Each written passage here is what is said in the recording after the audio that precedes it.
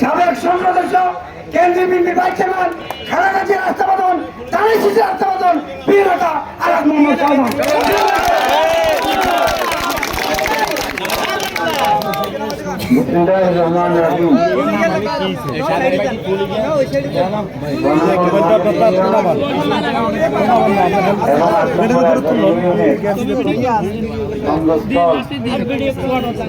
এই মন্নাননগরে অনুষ্ঠিত আজকের এই পথসভায় উপস্থিত আমার শ্রদ্ধেয় মুরব্বিয়ানরা, আমার সাথে আমার সমসঙ্গী হিসেবে জেলা পর্যায়ের সম্মানিত নেতৃবৃন্দ, থানা পর্যায়ের সম্মানিত নেতৃবৃন্দ, বিভিন্ন ইউনিয়নের সম্মানিত নেতৃবৃন্দ, এই বাজারের সম্মানিত ব্যবসায়ী ভাইরা এবং সম্মানিত ভাইরা, আসসালামু আলাইকুম ওয়া রাহমাতুল্লাহি ওয়া বারাকাতুহু। 9টা বোধ হয় এসার জামাত নাকি? মসজিদ আমাদের খুব কাছে, এই জন্য কথা বলার ইচ্ছা একটু কথা বলা ঠিক হবে না। কারণ মুসল্লিরা যারা নামাজ পড়বেন তাদের একটু ব্যাঘাত করবে। কারণ আমি এই কথাটা এই কারণে বললাম, আমি তো দীর্ঘদিন অসুস্থ ছিলাম, দেশের বাইরে অসুস্থ ছিলাম নাকি? আপনাদের সাথে যোগাযোগ রক্ষা করতে পারিনি। 18 দিন লাইফ সাপোর্টে ছিলাম। আমি কি বাঁচবো কি বাঁচবো না এই সন্দেহ মধ্যে ছিল। আমার পরিবার অনেকটা আমার আশা ছেড়ে দিয়েছিল, কারণ 18 দিন একটা লোক লাইফ সাপোর্টে থাকলে সাধারণত দাঁত ফিরত না, নার্ভাস পড়ে না। কিন্তু 18 দিন পর আমি যখন আমার হুঁশ ফিরে পেলাম, একটু আমার সেন্স যখন ফিরে পেলাম, তখন আমার মেয়ে, আমার স্ত্রী এবং আমার ছেলে সবুজ আমাকে বলল, আব্বু যখন লাইফ সাপোর্ট থেকে তখন ফিরে গেছ, আল্লাহ তোমাকে ইনশাল্লাহ সুস্থ দেবে।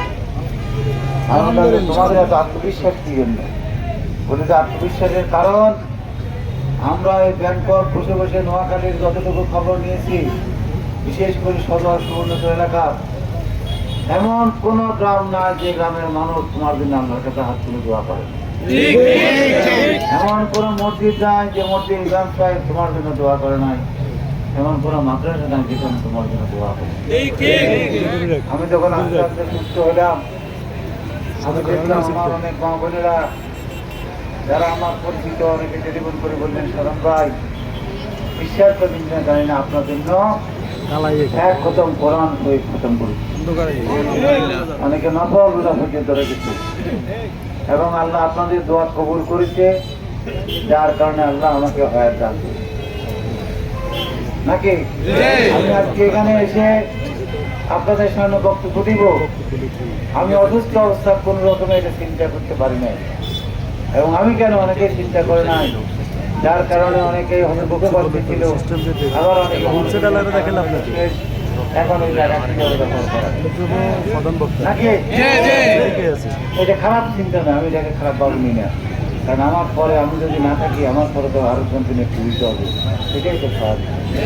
কিন্তু আল্লাহ আমাকে হায়াত দান করেছে, কি জন্য দান করেছে আমি জানি না, তবে আমি এইটুকু বলবো শুধু, আল্লাহ যতদিন আমাকে বাঁচিয়ে রাখে, আমি সমস্ত যত কাজ, সে রাজনৈতিক কাজ হোক, সামাজিক কাজ হোক, আমার পারিবারিক কাজ হোক, আমার ব্যক্তিগত কাজ হোক, আমি সমস্ত কাজ আমি আল্লাহর সন্তুষ্টির জন্য করি। এবং আমার এলাকার মানুষ যারা আমার জন্য এইভাবে দোয়া করেছে, 25 তারিখে আমি ঢাকা নোয়াখালী আসার পর যারা আপনাদের এলাকার থেকে কেউ পাড়েতে কেউ গাড়িতে দেবার করেছেন, মাঝি শহর আমাকে দেখার জন্য আপনারা একত্রিত হয়েছেন, বৃষ্টির মধ্যে ভিজেছেন, আবার বৃষ্টির মধ্যে ভিজে অনেকে এসেছেন, অনেকে জ্বরও হয়েছে। এই যে আপনাদের যে ভালোবাসা, আজকে শুধু এখানে আসার মূল লক্ষ্য হলো আপনাদের এই ভালোবাসার জন্য আপনাদের কাছে কৃতজ্ঞতা প্রকাশ করা। এই ঘটনাগুলো প্রমাণ করে আপনাদের সাথে আমার সম্পর্ক কোনো লেনদেনের সম্পর্ক নয়, আপনাদের সাথে আমার সম্পর্ক কোনো হিসাব নিকাশের সম্পর্ক নয়, আপনাদের সাথে আমার সম্পর্ক হৃদয় সম্পর্ক, ভালোবাসার সম্পর্ক। আপনাদের আমাকে ভালোবাসেন, আল্লাহর কাছে দোয়া করবেন আমিও যেন আপনাদেরকে একইভাবে ভালোবেসে পাবো। আমি ব্যক্তিগত মনে করি আপনারা আমার পরিবারের একজন, আপনাদের অনুরোধ করবো আপনারা আমাকে মনে করবেন আপনাদের পরিবারের একজন। রাজনীতির কথা আজকে আর বললাম না, যেহেতু নামাজ হবে তবে রাজনীতি কার জন্য? জনগণের জন্য। এবং রাজনীতিতে কেউ কারো জোর করে ডাক্তার কিন্তু কিছু হতে পারবে না যদি আল্লাহর উপর থেকে যদি ছাড়া না আসে। বিএনপির বিরোধিতা করে বিএনপি সম্বন্ধে বিভিন্ন বিএনপিতে কিছু কর্মীদের ভোট হতে পরিচালিত হচ্ছে না তা নয়। কারণ আওয়ামী লীগের 16 বছরের দেখানো পথ আমরা অনেকে ত্যাগ করছি, কিন্তু অনেকে সেই পথে হাঁটার চেষ্টা করছি।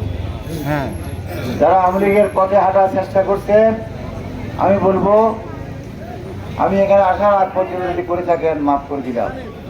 কিন্তু আমি আজকে এখানে মিটিং করার পর যখন যাব, এই মিটিং এর পর থেকে যদি কেউ আওয়ামী লীগের পথে হেঁটে যদি চ্যালের ব্যবসা, মানুষকে হয়রানির ব্যবসা, ঠান্ডার ব্যবসা, দখলের ব্যবসা, এই সমস্ত কর্মসূচি করেন, আমি কথা দিয়ে গেলাম আমি কিন্তু রেহাই দিব না। আমি কিন্তু থাকুক আর না থাকুক, আমি মনে করি আমার নেতৃত্বের ফসল আল্লাহর হাতে, আমার নেতৃত্বের ফসল আপনাদের হাতে নয়। অতএব